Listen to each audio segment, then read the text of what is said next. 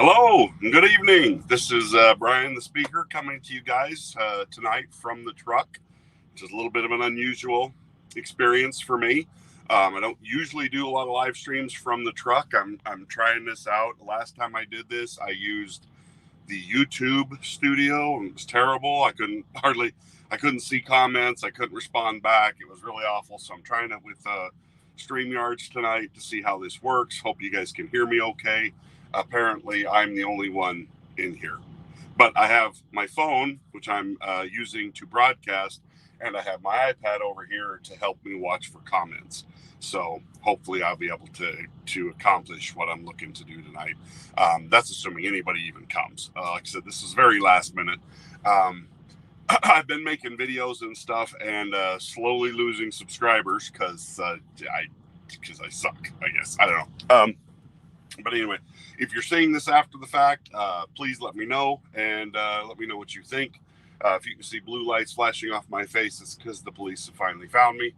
And, they may be taken away in the middle. And now some truckers gotten pulled over here at the truck stop where I'm sitting.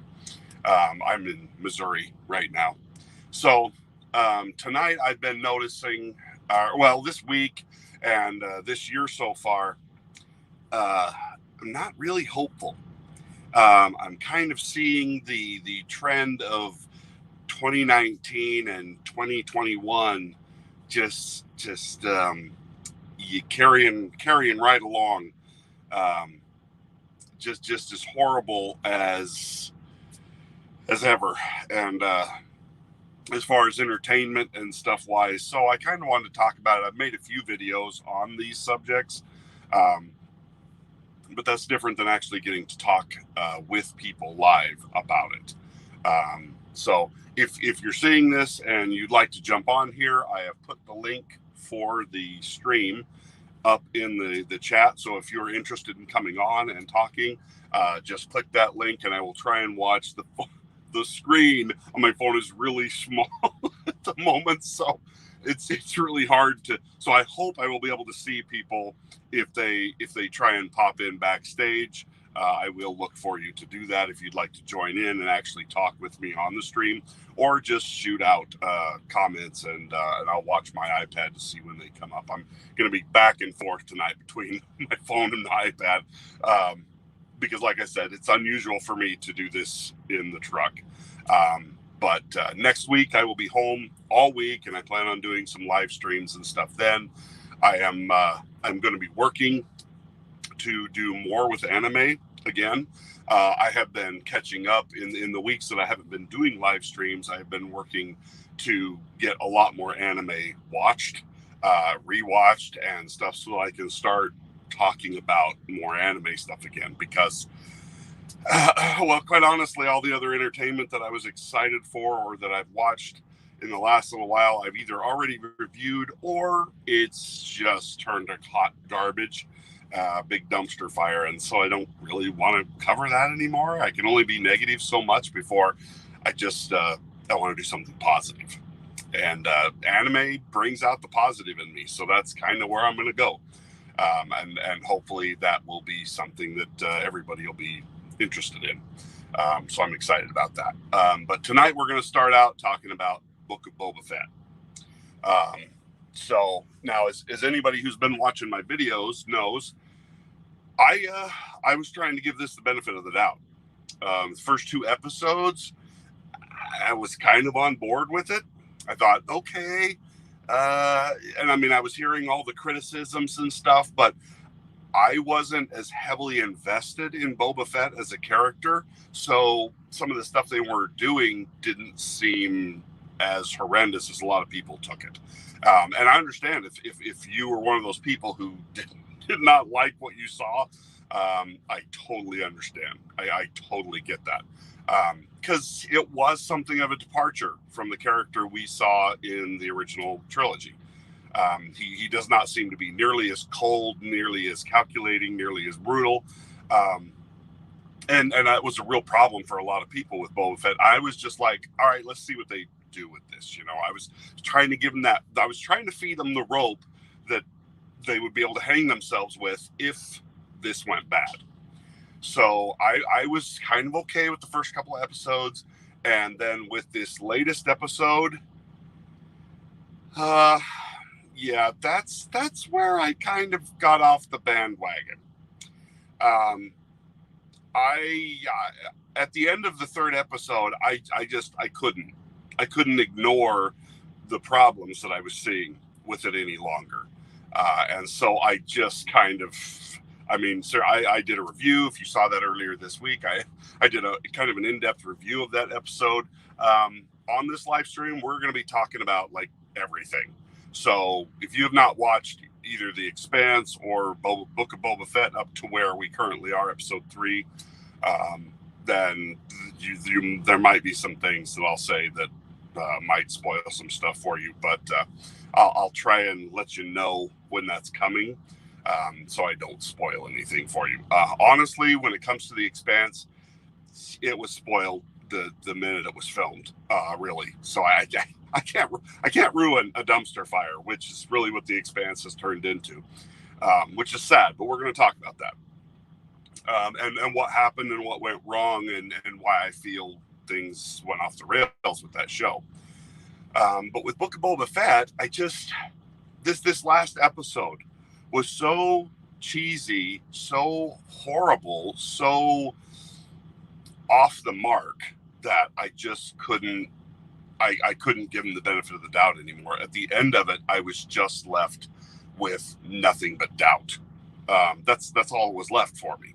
I was just like, okay, I don't know what you guys are doing now, because none of what they're doing seems consistent or is making sense.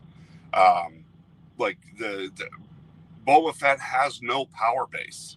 Like I could have seen, like the way they wrote this, I could have seen them building him up over time, but like they haven't done that. Like he basically went from being in the Sarlacc pit to popping out, to going to a Tusken village, to suddenly taking over Jabba's palace. We know what happened kind of in The Mandalorian, where we see him come back in season 2.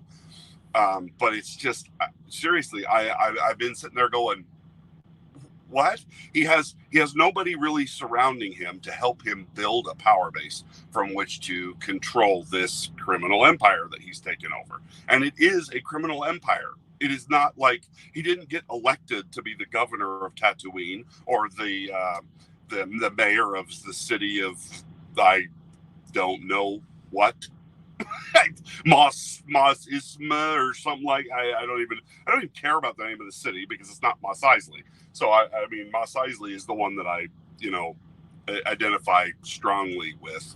I hope you guys can hear me okay. Like I said, I'm doing this on my phone, using StreamYards again for the first time, so I'm hoping everything sounds all right. If you can hear me okay, just put a 1 in the chat or let me know that there is sound. So I'm not basically talking to myself and you guys are just seeing a pantomime speaker on on your screen, because nobody wants that. That's like an old black and white movie where there's no sound and you just see the guys like, or you see a Japanese anime, the old Godzilla movies where their mouths are moving and then 5 minutes later you hear the words that were supposed to come out with it. I used to love those old Japanese films when the dubbing was just so bad. It was just like, okay, that wasn't even close. His mouth's not moving at all with what those words are saying. Hey, old lady, miss, thank you for popping in. Yeah, so we're talking about Boba Fett. I don't know what they were thinking with this. It's just like they kind of thought it through to a point, and then but there's not been nearly enough buildup. There's not been nearly enough, power created behind Boba Fett to be able to actually pull off and run this criminal empire that he's taken over. And I don't understand what they expect to happen. Because you cannot run an organization like the one that Jabba the Hutt was in control of, where he basically controlled Tatooine, not just one city on Tatooine. He really controlled the whole thing. I don't know if any of you guys have ever read the book. It's a whatever they call it now, the legacy books or whatever. It's Darth Plagueis. Sorry, was trying to make sure I said it right. It's basically the story of how Darth Sidious becomes Darth Sidious, and it's about Darth Plagueis, who was his master. Fantastic book, really, really good. Let's see. Just finished Expanse episode 6. It was a.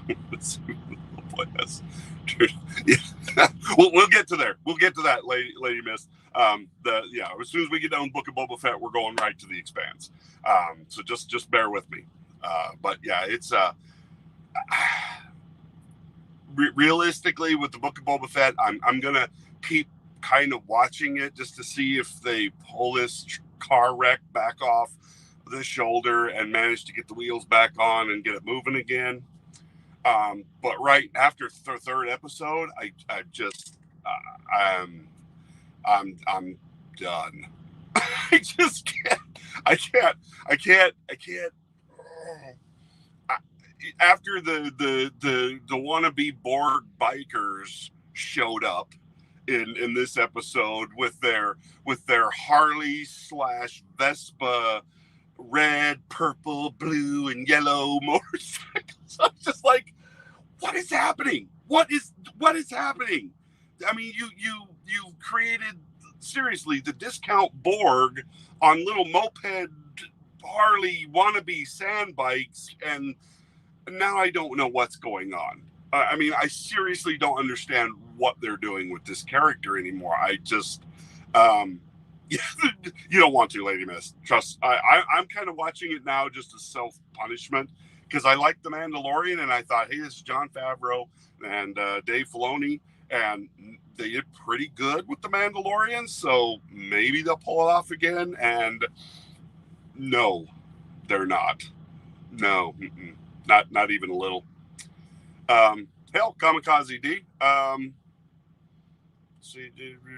Yeah. Okay. Yeah. Just let me know if anybody's interested in popping in and talking. The link should be in the chat. Just go back and, like I said, I'm going between my iPad and my phone tonight for doing this. So I will watch for people to jump in backstage, but the screen, I mean, I have the biggest iPhone you can get, but for some reason it's still really small. So I hope I see people when they pop in to try and talk. Yeah. So if you're backstage and I don't see you, say something in the chat so that I can go look and try and get you on here with me. But yeah, I tried really hard with Boba Fett, and unless they do something really great to turn this ship around, hail brightest day. Thank you for coming. Sorry, I didn't see you there first.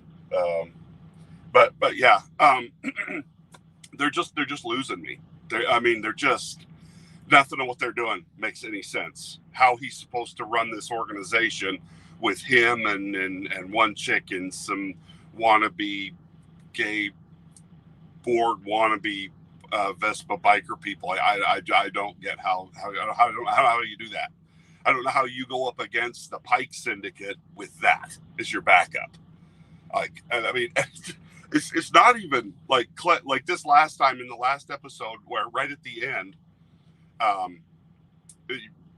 they show the Pikes coming to the planet, and then they've got the one little gay wannabe Borg biker guy, the black guy, his bright red Vespa sand bike is sitting there on the sand, and the Pikes are walking right past him, and he's like so obviously watching them and watching them show up, and he runs over, jumps on his bike, and speeds away. And I'm just like, you're not really good at this covert thing, are you?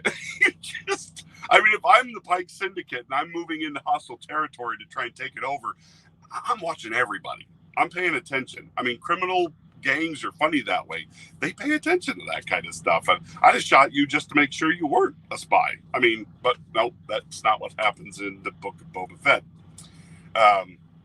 So it's just kind of bizarre. I mean, You remember in the original Star Wars, there's the guy that snitches, the guy with the long nose. I don't know what he is or who he is, but he snitches Mos Eisley on to the Empire about with the Millennium Falcon and the droids and stuff. And he comes up and he's like, and he talks really funny. That guy knew how to do surveillance from the shadow. I mean, you stand in the corner, you stay back, you don't run right up next to him on a bright red Vespa and go, oh look, they're here, and then race off to a telecommunication device to tell your boss. And then Boba Fett's final line in that episode, which was like, we'll be ready for them. And I'm like, with what? You have like 3 people in your organization and you're going to take on the okay. All right. Well, make sure you've got those body bags ordered because you're going to need them for all of you. Not for the Pikes. The Pikes are going to whoop you. But yeah, it's just sad. So let's move off the depressing subject that is becoming the Book of Boba Fett and move on to a more depressing subject of the Expanse. Okay. So anybody who knows me knows that I am a huge fan of the Expanse. For the first 4 seasons, I loved that show. My brother, one of my younger brothers, got me into it, and I just fell in love with it. I was reviewing the episodes on my channel. I was totally on board. Loved the Expanse. Hell, Martin, welcome. Glad to see you here. So I have been a massive fan of the Expanse. It's so great. I mean, it is one of the first sci-fi shows in quite some time that I really got behind, that I could really enjoy. And so I've been excited about it for literally forever. Sorry, I'm just checking to make sure I don't have anybody backstage. Okay. But yeah, I've been so excited about the Expanse. And then last season we had, is where it all, like the wheels started to come off for me. We had the Cass Anbar stuff. We knew he got fired. They really cut his part down. I mean, what we did get, I mean, some of it was okay. But some of it, having read the books, I just noticed that they were not able to keep that. They were not able to stay as focused and as close to the books as they had been in the first 4 seasons. Now, they vary from the books, even in the first 4 seasons. There are some differences that happen in the Expanse. But they were things that I actually thought for the first 4 seasons actually made them better. That there were things, or the way they'd done the effects and the way they'd done some of the different things with the proto-molecule that I thought were really good. In the books, they described the proto-molecule zombies as like puke zombies, and they're covered in brown, like mossy kind of a substance, and they're brown and oozy and stuff. As we're on the show, they show them in that blue, and they have that bright kind of incandescence about them, and so it really looked cool.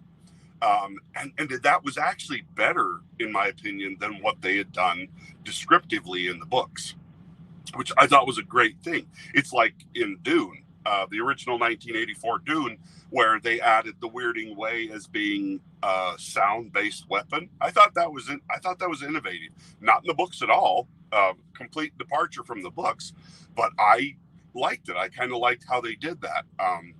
And so I didn't have a problem with it. I thought it added to it. Every once in a while, Hollywood could get something like that right, where like they'll be like, okay, that's going to be hard to do visually, so we're going to do this so that we can show it in a better way.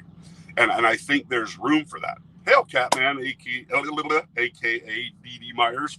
I liked when your name was shorter, Dee. Now when I'm typing that out in the mornings when we're on Loki's channel, and I'm like, Catman, it takes me forever to type it out. Just kidding you, man. Thank you for being here. So Lady Mist is saying, I liked it okay, but fast forward through some of it. Liked the beings that the little girls met that have the protomolecule. Yeah, okay. So see, that bothered me actually, Lady Mist, and let me tell you why. Having read the books now, I can tell you that none of that is in book 6. All of thanks, Dee Dee Marge. All of that stuff that you see in with the alien dogs that fix the bird and heal the boy and all of that stuff, none of it's in the books. That is all filler that they did just for the show. And it really, I guess it only bothered me because I knew how much of the actual story from the book got cut out to make room for this stuff that wasn't even in that book. Now, I don't know if that stuff comes later on in books that they've written. I've only read up to the 6th book of The Expanse. I've just got the 7th book, but I haven't started it yet. So I know that they do get more in depth with what happens on the colony worlds in the next books, but I haven't read those yet, so I don't know. And I know that I think they've done some short stories, so they may have incorporated some of that into this season. But what bothered me is it seemed like they sacrificed a lot of what happens with the Rosinante and everything else in the story for that stuff. And that's the only reason it really bothered me, is I'm just like, it didn't feel like it furthered the story. It felt more like an interruption in the story. But yeah, the girl was cute. The little anime, I mean, for cuteness factor, yes, it wasn't a bad addition. But it was just frustrating for me going like, hey, you guys got one season left. And we're spending all of this time on little girls. Like, so, and the only thing I can figure that they did that for is they must be setting up for something else. Because otherwise there's no real reason to have incorporated that. But yeah, I know in the future books, and I'm not telling you anything that you couldn't get from the dust covers of the next books, is that we see it's 30 years later. From the point we leave them at this season, and the Earth and the Sol system is supposedly starting to get back on their feet after Marco and Eris's attacks on Earth. The trade union that was formed at the end of the season is started to kind of become its own thing, and the colony worlds are thriving. And at that moment, supposedly, Laconia, which is the Martian colony that broke off from Mars and, helped Marco and Eros out, they come back. And with all new technology and proto-based molecule technology, and it's supposed to be just like an epic, they come back to take over the whole show, essentially. So I'm excited to read book 7. But I felt like don't take time away from book 6 and season 6 for just to set up something in the future. I'm like, they really should have incorporated that into whatever show that they were going to do next, or saved a lot of it to the end. But yeah, between season 5 and this season, like this season of The Expanse felt like filler. Like their hearts were really in it. I don't know. Greetings. Oh, I am not allowed to give location, as on this planet only just.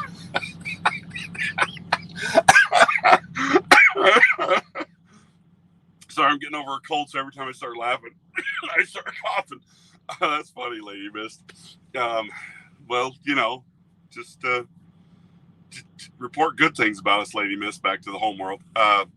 Or to the dimension that you're from.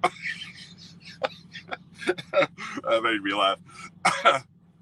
Anyway, no, it's I don't know. So to watch to see what they did up through season 4, and then to see what they've done since season 5 and 6. I just they changed so much of the story that it just suffered. It really suffers for it. Um, I mean, and that's having read the books, and I mean, you know, the old adage, oh, the books are always better. Well, yeah, but they had a real. But I mean, even when they were departing from the books in seasons 1 through 4, like they really stayed true to the overall story. And so like it didn't like it's still great. That and once Thomas Jane left the show, um, you know, once Detective Miller was out of the picture, he really was one of my favorite characters. I loved Detective Miller, and so when his character departs for good, boy, that stung. I mean, it was hard. But then after what they did to Cass Anvar, and then with what they did to his character in season 5, and then he's gone completely in season 6, which is not the case in the books. He is very much alive in the books. And they make in this season, it's just like they make it feel like he wasn't even really necessary, because Holden can fly the ship, and everybody else seems to be able to do um, what he did, which I'm just like, what? I'm like, one, Holden wasn't in the military long enough to become a great pilot, and he even says that his stint in the UNN Navy was very short, before he clashed with authority and things didn't go. And I'm just like, you can't. I mean, I keep saying this, like if they were going to get rid of Alex Kamali's character, they needed to bring in a character that was just like Alex to replace him. And I didn't think so originally. I thought, no, if you're not getting Cass Anvar, don't bring anybody in. But the problem is that Cass Anvar's character of Alex Kamali is central to the story. You don't think so, but he really is. He is the glue that holds that crew together. You know, it's like having Star Trek without Dr. McCoy or Spock or Kirk. Like that doesn't work if you take away one of the main elements. He was the glue that kept the crew together. He was the peacemaker. He was the guy. I mean, he'd get upset and stuff like that, but I mean, he really was the one that would come in and go, calm down. Well, everybody, you just cool your jets. He'd come into that Texan accent, and he made everything kind of okay. And he was an awesome pilot, which is one of the only reasons that the Rosinante gets out of the situations that they get into sometimes, is because of his amazing piloting skills, because he was in a Martian Navy forever, and then he flew the ice freighter, the Canterbury in the first season. So I mean, he was an excellent pilot.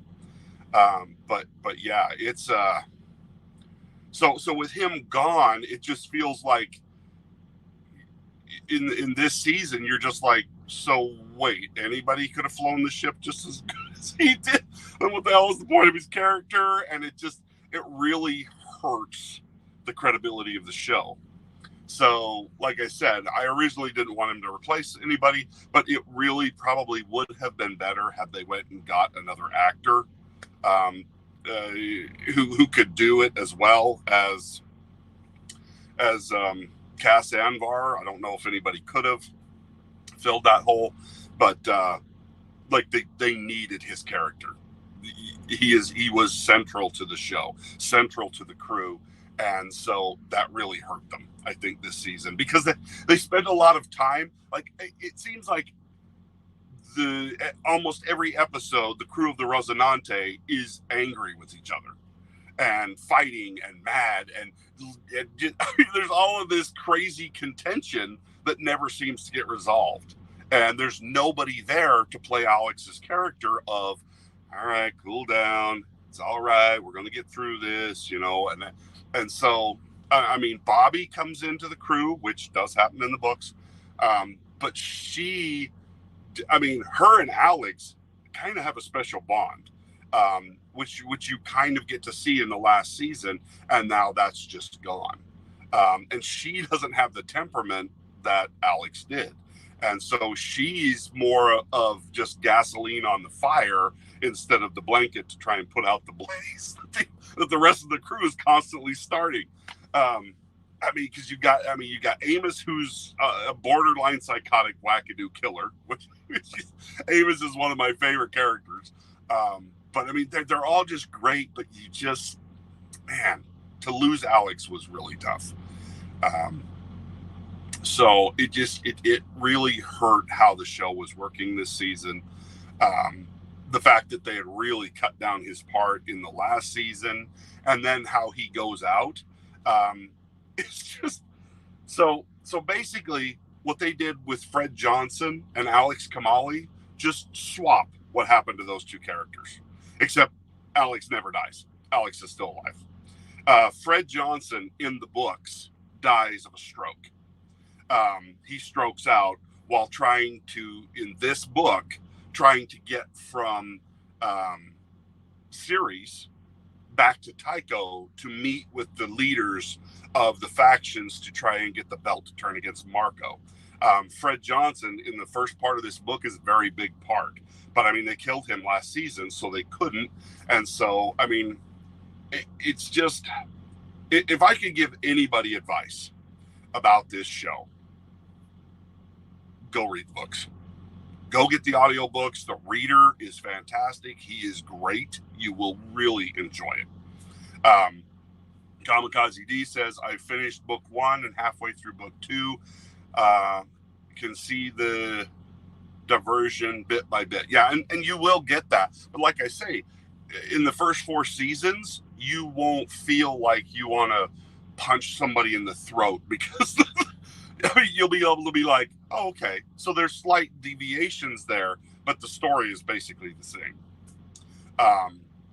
You will get much more detail in the book.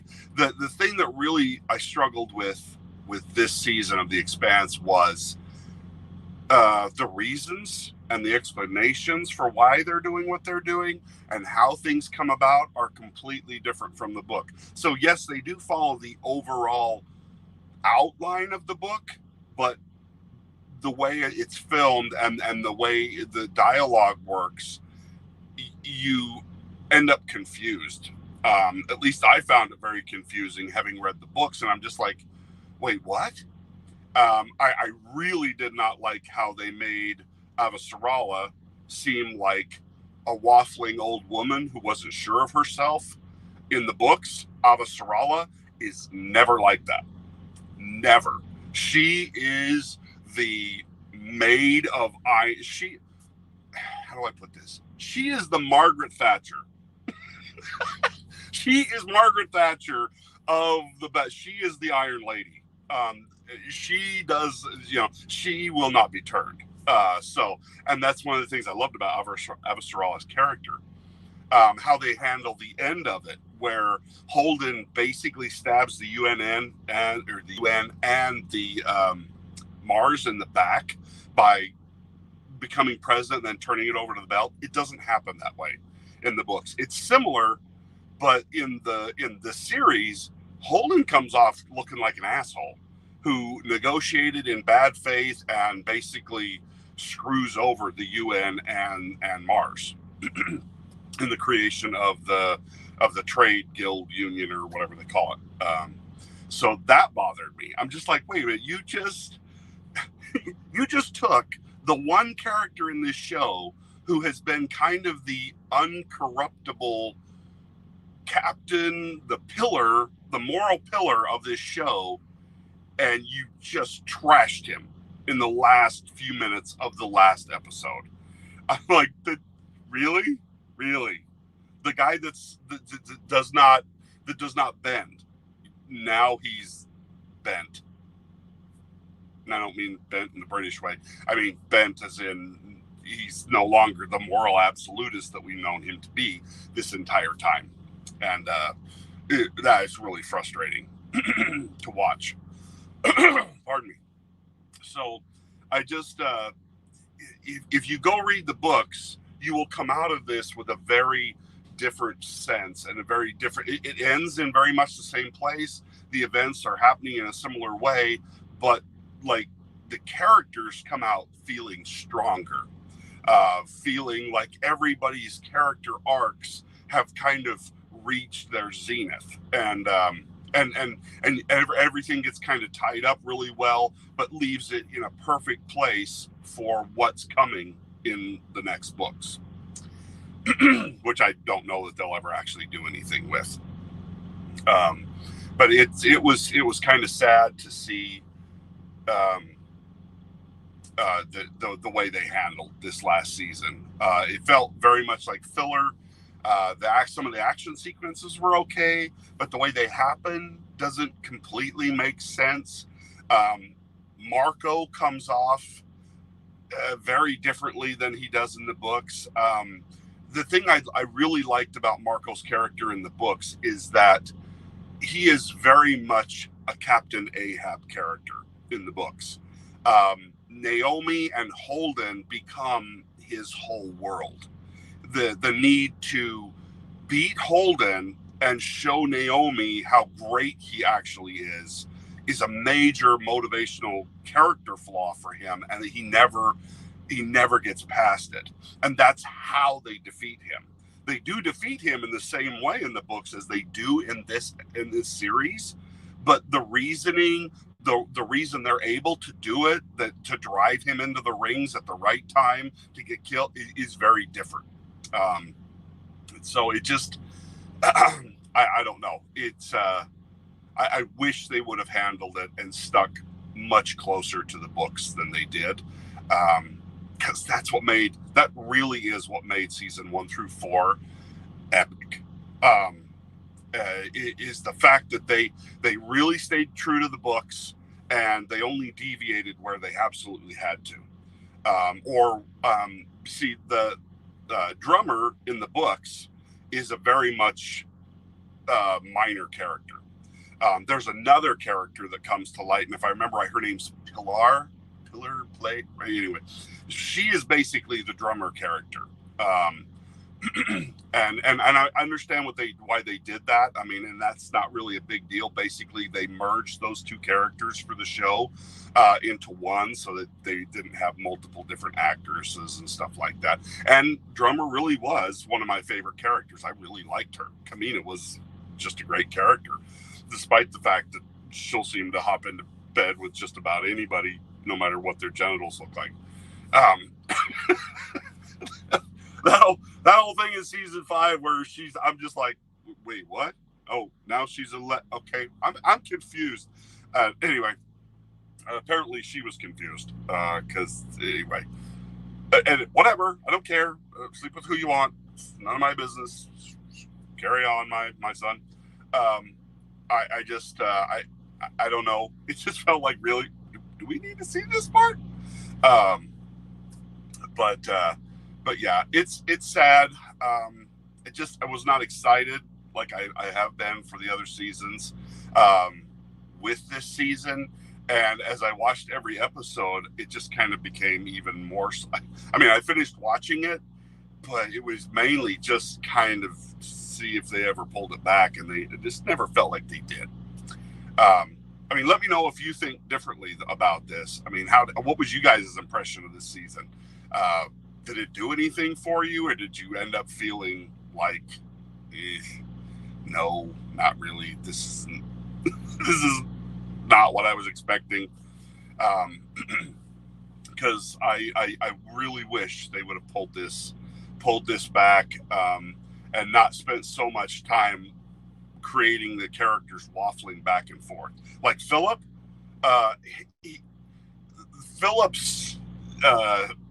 Philip's character in this season is so different from the book. In the book series, Philip has very much a character arc to him, and in this season, it's like his character's arcing, and then it starts going like this, zigzagging like crazy, and it was really frustrating to watch. I'm just like, can you make up your mind? You're in, you're out, you're in, you're out, you're in, you're out. As where in the books it's a slow build. Like you really Game of Thrones. Yeah, they kind of did. And all the series seem to be trying to do that now. Let's see how many vaginas and penises and boobs can we stick in our show before we're just classified a porno. Because that's what I mean. Game of Thrones, I love the characters, the overall story. It was actually pretty decent, at least through season 4. That's kind of where I fell out of it. But I was just like, they should have just called this Game of Porn. Because like every episode, somebody's boobs are hanging out, and somebody's having sex with somebody, or somebody's getting raped, or so. I'm just like, wow, there's a lot of sex happening back in the olden day. I mean, really, we're all here, so that had to be happening at some point. But anyway, I don't know. I really struggled with how this season was handled. That like Philip's character didn't really have the correct arc to it, so he looks, and they did that to a lot of the characters. They made them waffling, wandering, morally ambiguous characters that you're just like, no, really? Like, you guys change your mind every 15 seconds. And I mean, Philip comes to see what his dad is, and gets off on one of the stations where they've stopped to refuel and stuff like that before they head to the ring. He does not go with the ship out to the ring and then take a ship and fly away like he does in the show. Like, that doesn't happen that way at all in the book. And it just, and so, like, you kind of, by the time in the books, by the time you get through Philip's journey, you really feel like he finally figured it out. He finally broke with his dad.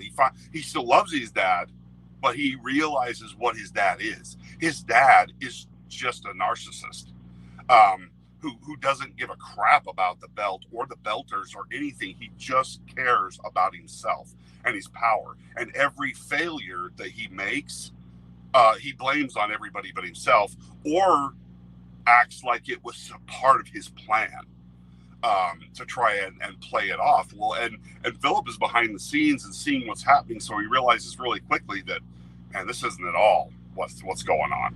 And it just, yeah. So yeah, Philip ends up being a really confused, weird character in the show. And by the time it's all over, you're just like, I don't know whether I should like you or hate you, or I don't even know what you are now. You just left, but there's no real reason behind why you did it, because 10 seconds before you were yelling at everybody, support your dad, he's the best. And I'm just like, wait, what? So anyway, and if you love this season, if you love season 5, God bless you. I mean, if you were able to still see the good in this, that's great. I kind of lost it. I couldn't maintain that anymore. They'd done too many changes, and they Me Too'd a man with no proof or evidence off the show. I mean, other than, some texts and a few people's words. And I was just like, and that really did make me mad. I was just like, you know what? The second he's charged with a crime, or there's a proven thing where he did something that was illegal or whatever, absolutely fire him off the show. But nothing like that ever happened with Cass Anvar. Yes, Martin, senseless by this season, very disappointing compared to, yeah. I mean, but with the end of season 4, I was so stoked for season 5. And then that mess with Cass Anvar happened, and I was just like, oh no. And season 5 kind of just slowly starts to slide off the cliff to the point where at the end of the season, I was just like, I don't know what's happening. Having to spend like 4 episodes listening to Naomi heavy breathing in a spacesuit just about put me over I was like, oh, you know, I'm like, just kill me. I can't take her heavy breathing in that suit for one more episode. I'm like, something in the book that is like, I don't know, a chapter or two, they carried on for half the season. And I'm just like, all right, we get it. She's struggling. She's having a hard time. This is hard. I understand. We got it. Move on.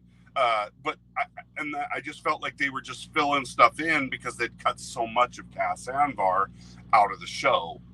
They had to fill the shows with something to make them last their full runtime. Lady Miss says, it was okay. Happy there is a fast forward. Fast forward features still like the puppies, the best, or whatever they are. Made her very who did they make very whiny? They made a lot of people whiny this episode. The whole crew's like bitching and griping at each other the whole season. I'm just like, I thought you guys are supposed to be a family. I mean, I know my family argues every once in a while, but you guys don't even seem to like each other anymore. Amos is thinking about leaving the ship, and yeah, Naomi. Okay, yes, it was Naomi, but yeah, it was okay. So Catman, D.D. Meyer says he thought it was okay. I mean, and it's not just absolutely terrible, but it wasn't good either. And that's the sad part, is because this show was so good at one point. I mean, I could not stop talking about this show. I was reviewing episodes. I was doing group watches. I was excited. And now it's just, but I mean, now I'm excited about the books. In fact, I think at some point I'm going to go back and start and do reviews of each of the books, to kind of give people the goods and the bads and where the differences happened. Because they really are worth it. They really, really are worth it. It's a lot of fun to go back and read the books, because at the first start of this, because the books tend to usually be better in most circumstances, I had done this backwards. I would watch the season, and then I would go read the book that went with that season, so that I wasn't getting my expectations colored by the books before I watched the show. Up until season 5. And then when season 5 started to go off the rails, I started reading the book. I'm just like, okay, this can't be what's happening. And it doesn't. It's completely different. It's just like, oh, you cut out how much of the book so that you could listen to Naomi going, she's not Darth Vader. I mean, but oh, wow. That just, seriously, that did. It about killed me. Yeah, I don't know. It's sad. I'm kind of relieved it's over at this point. And I hope if they carry forward with this, that they get their act back together. That they figure out where they went wrong. Because when it was on Sci-Fi was actually doing a better job of telling the story than Amazon did. It's like they got more money with Amazon, and something happened and the story just went to crap. I don't know if there was some kind of a diversity quota, or if Amazon was interfering, by saying, well, you got to have this many characters that are gay and this many characters that are... I don't know if there was stuff going on behind the scenes that caused the show to suffer. I don't know. Maybe we'll find out that in the future time. But something changed. Something changed there, because season 4 was with Amazon, but I think most of it had been written and prepared and ready before it actually got to Amazon. So we didn't see the changes and the alterations until season 5. And then that's when things went wrong. But I don't know. I will go back and watch seasons 1 through 4 again, because I love them. They're so great. But it's kind of like Game of Thrones. It's like you get so far and then you're just like, okay, I think I'm going to stop now. Because you just don't want to get to the end. Like, the ending's not good. I mean, that's what happened to Game of Thrones. A really great show until like the last 2 or 3 seasons. And then they ran out of materials from the books, which The Expanse doesn't even have that excuse. The Expanse doesn't even have the excuse of, well, we ran out of books to write about. No, they still got more books that they can do, and they still managed to mess it up. So, I don't know. I guess it's another one of those lessons of this is why you don't let Hollywood know things. Because they'll mess it up. But yeah, so we're going to move on from here, and we're going to start talking a little bit about anime. So if you guys have any more comments about The Expanse, so Kamikaze says visually pleasing, mentally annoying. Yeah, the effects are great. I mean, the effects are good. Amazon really, that Amazon money really helped the effects look good. But even when it was with sci-fi, the effects were good. you go back through seasons 1 through 4, and you're just like, this is really great for a sci-fi show. But yeah, it's I don't know. But yeah, everybody just got wimpified this last season. Avasarala, not a good thing. Anyway, so I'm excited because I am going to try and start doing more live streams about anime like I was doing before. I don't know that they'll be regularly scheduled, but I will try and give more advance notice of when I'm going to be doing anime streams. I have been watching a ton more anime, mainly because I'm so disappointed with all the stuff that is going on with everything else in entertainment. I mean, Spider-Man, the last Spider-Man movie was pretty good. I'm trying to think of the movie. I've seen several movies here in the last little while. And I think I've done reviews on most of them. So if you're interested, you can always go check out my channel and take a look at the movies that are there. They were great. The movies that I've seen so far, Spider-Man was good, way better than what I was expecting. It seems like only Sony can keep Marvel from becoming stupid, which is weird because Sony's not exactly got the best track record for films. But it seems like when Sony's there to, I don't know if this is the right term, to cock block Marvel, things are better. Things stay on track, and we don't end up with women villains that were men and character gender swaps and men kissing men in the Eternals, and it's just like, can we stop worrying about who's sleeping with who and just get back to the story? I don't just tell me a good story. If there's gay people in it, fine. If there's lesbians in it, fine. I don't care. Some of my favorite book series have gay and lesbian characters in them, and it doesn't bother me at all. But it does bother me when the entire story revolves around that.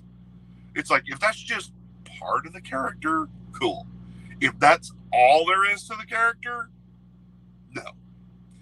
Anime is a perfect example of this. Anime has gay, transgender characters. They have girly boys. They've got all kinds of characters in anime. But you know what? That is not what defines the whole show, or that whole character. That's just a small aspect of what the character and what the show is about. Cowboy Bebop has, and I'm talking about the real one, not the Netflix one. The Netflix one was just Travis Shamockery of God, what a barf bag that was. The Lady Miss says there are some pretty good Chinese animes from Billy. Oh, I'll have to go look. Pardon me. But yeah, anime, and that's what the Hollywood, the West, whatever you want to call it, that's their problem. Is they're so focused on identity politics and gender and pushing a political or a social narrative into their entertainment that's all it becomes about. And the story absolutely gets forgotten in lieu, or the story gets completely retooled around some one or two minor aspects about character. And so nothing, like it just all becomes about that. And the overall story gets lost, which is just terrible. But like I said, we're going to be starting to do more anime streams. I have just finished rewatching Van Helsing or Helsing, and finally found an English version of Helsing Ultimate, which, so good, so good. I love vampire stuff. You guys know anything about me? I love vampire stuff. Just I gotta tell you, I'm excited because after the stream tonight, I'm gonna go watch this. I finally found and bought an English version of Vampire Hunter D Bloodlust.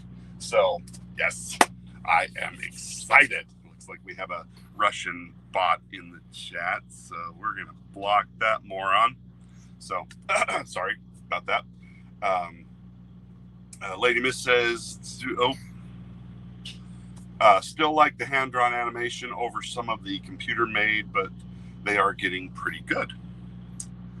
Did you watch the one I told you about last? Which one did?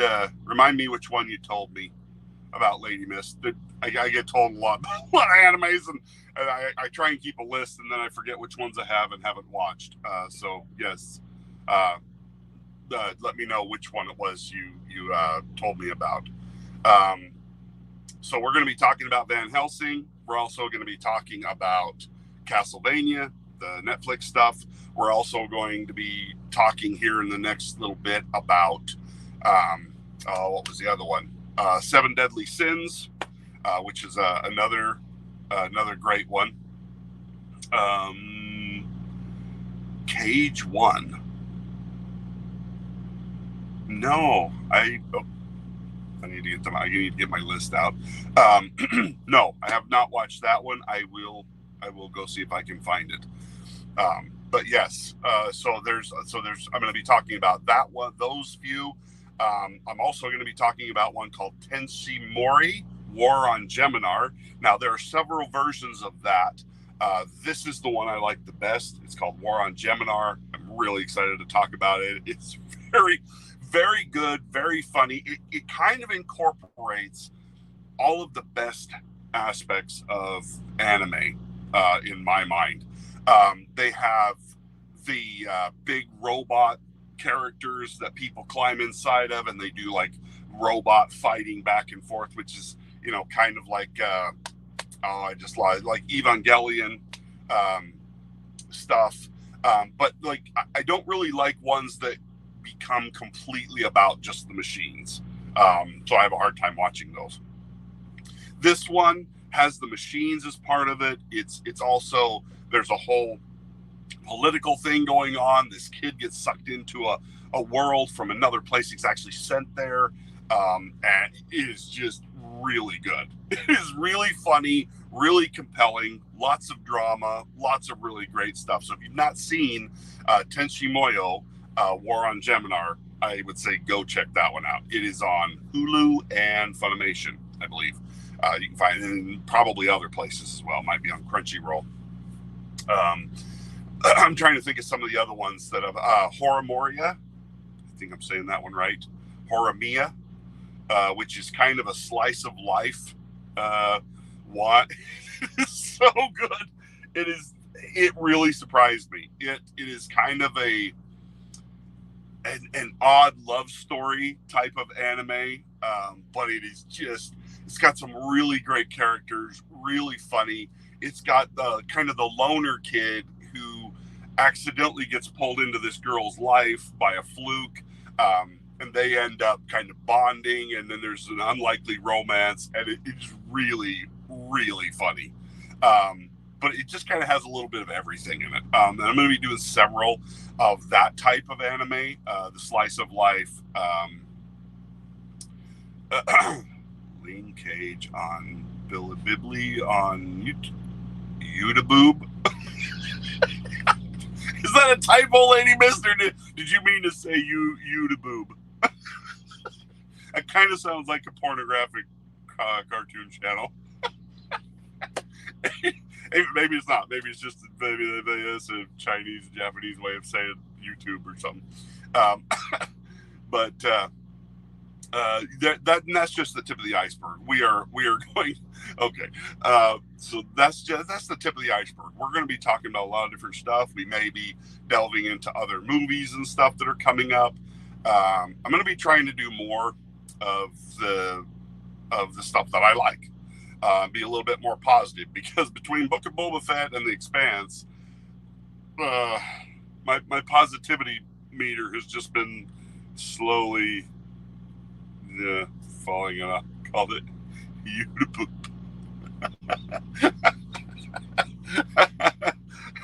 I'm gonna have to remember that YouTube. So yeah, if you know of any other animes that you'd like to hear about or talk about, let me know. I would be interested. Like I say, I try and remember the ones that I'm suggested, but I don't know how many times my son has suggested animes to me. He suggests anime to me a lot, and then like months later, I'll be like, hey, his handle is Spartan 072, and I'll be like, hey Spartan, have you seen this anime? He's like, yeah, I told you to watch that 3 months ago. And I'm like, yeah, it was great. So I mean, he's constantly having to call me on forgetting the fact that he's the one that told me to go watch this anime, because he and I both really like anime, and my brothers mostly do too, and all my girls are huge anime fans. So it's man, anime is just really fantastic. Whether it's new, whether it's old, there's just a lot out there that's worth going to watch. And I'm finding new ones all the time. So I'm always open for suggestions, but Lady Mist, I will go try and find that one right after I get off the stream tonight, so that I can track it down and find it in English. Hopefully it's in English, because I don't do the subtitles thing very well. I can do it for short periods of time, but I end up spending too much time reading the subtitles and not paying attention to what's on screen. I have to keep going back, and it takes me like 6 hours to watch an episode of something. I don't know. Maybe, okay, boomer. I guess I'm a boomer. I'm not, I'm proud. I'm proud of that. If somebody called me a boomer, I'd be like, yeah, okay, whatever. Greatest generation ever. That's not an insult. Mm-mm. I'm not a boomer because I'm Gen X, but okay, whatever. I'm sorry, I don't live my life in a computer, and in my iPhone I can actually do other things other than stare at a phone. Weird. But anyway, thank you guys for being here tonight. This was very much an impromptu stream. Just wanted to talk more in depth and get you guys' opinions on what you've thought of the things that have been coming out recently. Because I mean, that's what fandom is. That's what fandom is great for, is being a part, talking about the stuff that we like, worrying and tearing down the stuff that we don't, or agreeing to disagree on the stuff that you just never know. But give it a try. Okay, I will. I absolutely will, Lady Mist. But yeah, thanks for being here, my friends tonight. It was a lot of fun. Reminded me of why I loved live streaming. I need to do it more, particularly when I'm home. I will be off work all next week, and so I'm going to be trying to do some more videos and live streams about anime and stuff, because I will have the time being at home. So hopefully, if you guys are interested in that, or if you'd like come join me on one of the streams and talk about something, hit me up on Twitter. It is at what is it? Brian the Speaker is my Twitter handle, so you can find me there. Yeah, agree and disagree with everyone, right? I mean, and that's the fun thing. You can disagree with someone without being disagreeable.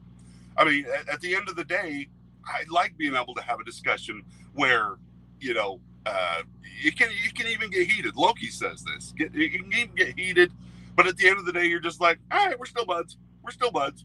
You're wrong, but we're still buds. Yes, Martin, thank you for being here. But yeah, it's got to be like 3 o'clock in the morning over there in the UK, isn't it? I mean, let's see, what time is it here? So it's 6 o'clock here. So it's got to be like midnight or later over there. So you are a trooper, man. thanks for staying up and watching and catching me there in Scotland. You guys have a great night. Thanks for watching. Let me know what you think in the comments. If you didn't get a chance to say anything in the stream, and we will talk to you next time. Bye now.